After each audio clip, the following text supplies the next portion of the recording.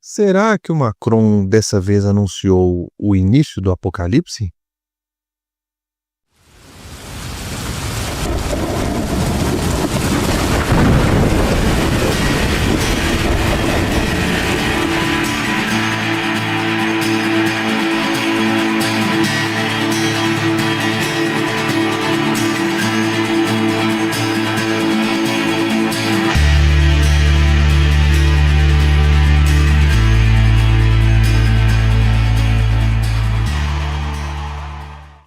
Todas as vezes que um grande problema ocorre no mundo, como terremotos, catástrofes ambientais, fomes e doenças, grande parte das pessoas costuma se inclinar naturalmente a dar mais ouvidos às profecias do Apocalipse. Geralmente, diante de um contexto de calamidade, podemos ver um aumento natural de alertas apocalípticos feitos por pessoas preocupadas com o fim do mundo, mas que na maior parte das vezes são tidas como seres alienados e nomeados como religiosos de modo pejorativo. Neste vídeo, vamos falar sobre o que pode ser considerado o maior de todos os problemas que a geração do Apocalipse vai enfrentar.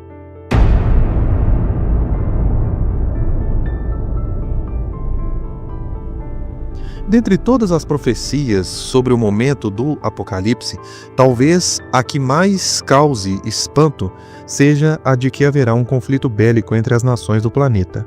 Desde que o mundo existe, o homem apresenta uma inclinação natural ao domínio sobre o seu semelhante. Ao longo das eras, os conflitos humanos se intensificaram, sendo destinados à conquista de domínio coletivo. Isso deu início a demandas coletivas maiores, o que resultou na composição de sociedades militarmente organizadas, com grandes exércitos integrados por pessoas dedicadas exclusivamente à defesa dos interesses dessas sociedades às quais pertenciam. Uma defesa que se dava sempre por meio do conflito armado. Quando o apóstolo Paulo afirma que Jesus veio na plenitude dos tempos, temos a indicação de que no momento da chegada de Jesus, a Terra passava por uma janela de tempo profética. Isso foi demonstrado, por exemplo, na construção social deixada pelo Império Grego e até mesmo na estabilidade promovida pela Pax Romana. Em outros tempos, a humanidade presenciaria novamente as calamidades que as revoltas, revoluções e guerras são capazes de gerar no mundo. O ponto mais importante que estamos analisando aqui é que, durante a sua passagem pela Terra, o Messias Yeshua deixou alguns detalhes proféticos sobre o momento da geração do Apocalipse. Confira comigo. Mateus capítulo 24, versículo 1. E quando Jesus ia saindo do templo, aproximaram-se dele os seus discípulos para lhe mostrarem a estrutura do templo. Jesus, porém, lhes disse: Não vedes tudo isso? Em verdade vos digo que não ficará pedra sobre pedra que não seja derribada. E, estando assentado no Monte das Oliveiras, chegaram-se a ele os seus discípulos em particular, dizendo: Dize-nos quando serão essas coisas e que sinal haverá da tua vinda e do fim do mundo? E Jesus respondendo disse-lhes: Acautelai-vos que ninguém vos engane, porque muitos virão em meu nome dizendo: Eu sou o Cristo, e enganarão a muitos. E ouvireis de guerras e de rumores de guerras, e vejam, não se assustem, porque é necessário que isso tudo aconteça, mas ainda não é o fim. Porquanto se levantará nação contra nação, e reino contra reino, e haverá fomes e pestes e terremotos em vários lugares.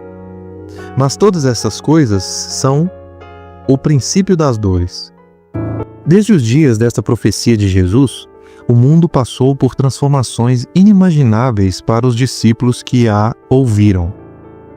A mais importante para aquela geração foi a revolta que culminou na destruição do segundo templo de Jerusalém, por volta do ano 70 d.C. Desde então, o mundo foi palco para notórios massacres e destruições promovidas por guerras que sempre tinham um elemento central comum: o domínio sobre um território que proporcionasse a autopreservação. Os anos de 1914 a 1918 e de 1939 a 1945 ficaram marcados na história mundial como os 10 anos mais terríveis para os Estados-nações contemporâneos. Com toda certeza, as gerações que viveram nesses períodos de conflitos bélicos e que tinham conhecimento das profecias apocalípticas viram na ascensão de figuras como Hitler, por exemplo, uma clara e evidente manifestação do anticristo, algo que também já havia acontecido em outros tempos, como na manifestação dos imperadores romanos, por exemplo. Tudo indica que, de alguma forma, pelo modelo cíclico da existência, que consiste num fenômeno repetitivo de fatos e contextos ao longo das eras, boa parte das pessoas parece julgar esses fenômenos como algo comum e rotineiro, e até mesmo impossível de ser impedido de acontecer. O interessante é que a própria Bíblia já alertou sobre isso. Sabendo primeiro isto, que nos últimos dias virão escarnecedores andando segundo as suas próprias concupiscências, e dizendo: onde está a promessa da sua vinda? Porque desde que os pais dormiram, todas as coisas permanecem como desde o princípio da criação. O ponto aqui é que sim, as pessoas acharam que havia chegado o fim do mundo quando as guerras anteriores aconteceram. Então, o que garantiria que agora não estaríamos diante de apenas mais um capítulo dessa longa e repetida história humana? Bem, considerando o aumento da iniquidade, o modo explícito de manifestação do império das trevas, por meio da cultura, da política e da ideologia em todas as nações, e o cenário perturbador que os indivíduos estão apresentando com o aumento de casos de depressão, suicídio e outras patologias psíquicas, o aparecimento de um importante conflito bélico agora não parece ser apenas mais um na jornada da Terra. Desde o último dia 5 de março, a Europa e o mundo estão passando por uma movimentação intensa. Primeiro, Donald Trump escancarou o precipício sem fundo no qual o Zelensky estava caindo. Zelensky escorregou feio na casca de banana do vice-presidente Didier Vance e o presidente Trump declarou: sem acordo com esse cara. É pelo bem dos Estados Unidos da América e pelo bem do mundo. Estou alinhado com o mundo. E quero encerrar isso. Você vê o ódio que ele tem por Putin. É muito difícil para mim fechar um acordo com esse tipo de ódio. Ele tem um ódio tremendo, e eu entendo isso. Mas posso te dizer que o outro lado também não está exatamente apaixonado por ele. Não é uma questão de alinhamento. Estou alinhado com o mundo. Estou alinhado com a Europa. Quero ver se conseguimos encerrar isso. Você quer que eu seja duro? Eu poderia ser mais duro do que qualquer ser humano que você já viu. Mas você nunca vai conseguir um acordo desse jeito. Então é assim que as coisas são. Veja, por 4 anos nos Estados Unidos, tivemos um presidente que se posicionou em coletivas de imprensa e falou duro sobre Vladimir Putin. E então Putin invadiu a Ucrânia e destruiu uma parte significativa do país. O caminho para a paz e o caminho para a prosperidade talvez seja o da diplomacia. Já tentamos o caminho de Joe Biden. Você sabe o que acontece no meu país? Eu vi e acompanhei as histórias. E eu sei o que acontece. Vocês levam as pessoas para passeios de propaganda, senhor presidente. Você discorda que tem problemas para recrutar pessoas para o seu exército? Vamos começar do início. Primeiro de tudo, durante a guerra, todos têm problemas. Até vocês. Mas vocês estão bem e não sentem isso agora. Mas sentirão no futuro. Você não está em posição de dizer o que vamos sentir.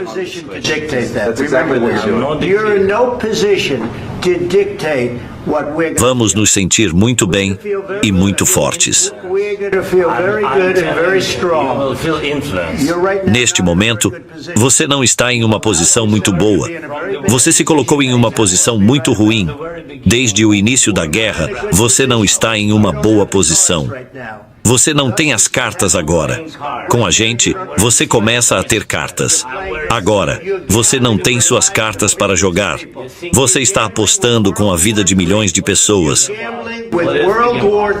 Você está apostando com a Terceira Guerra Mundial. E o que você está fazendo é muito desrespeitoso com este país que te apoiou, muito mais do que muita gente disse que deveria. Nós demos para vocês equipamento militar. Se vocês não não tivessem nosso equipamento militar, essa guerra teria acabado em 2 semanas. Em 3 dias. Vai ser muito difícil negociar assim. Você tem que ser mais grato. Deixe-me te dizer, você não tem as cartas na mão. Com a gente, vocês têm as cartas na mão. Mas sem a gente, vocês não têm nenhuma carta. Senhor presidente, Vai ser um acordo difícil de fazer, porque as atitudes precisam mudar. Depois, Macron, com medo dos avanços da Rússia, disparou um vídeo colocando o arsenal nuclear francês à disposição para a proteção da Europa. Notre dissuasion nucléaire nous protège. Elle est complète, souveraine, française de bout en bout. Mais répondant à l'appel historique du futur chancelier allemand, j'ai décidé d'ouvrir le débat stratégique sur la protection par notre dissuasion de nos alliés du continent européen. Françaises, Français, mes chers compatriotes, je m'adresse à vous ce soir en raison de la situation internationale et de ses conséquences pour notre pays et pour l'Europe, et cela après plusieurs semaines d'action diplomatique. Vous êtes en effet, je le sais, légitimement inquiet devant les événements historiques en cours qui bouleversent l'ordre mondial. La guerre en Ukraine, qui a entraîné près d'1 million de morts et de blessés, continue avec la même intensité. Les États-Unis d'Amérique, notre allié, ont changé leur position sur cette guerre, soutiennent moins l'Ukraine et laissent planer le doute sur la suite. Le peuple ukrainien qui lutte avec courage pour sa liberté, mais c'est aussi notre sécurité qui est menacée. En effet, si un pays peut envahir impunément son voisin en Europe, alors personne ne peut plus être sûr de rien, et c'est la loi du plus fort qui s'applique, et la paix ne peut plus être garantie sur notre continent même. L'histoire nous l'a enseigné. Au-delà de l'Ukraine, la menace russe est là et touche les pays d'Europe, nous touche.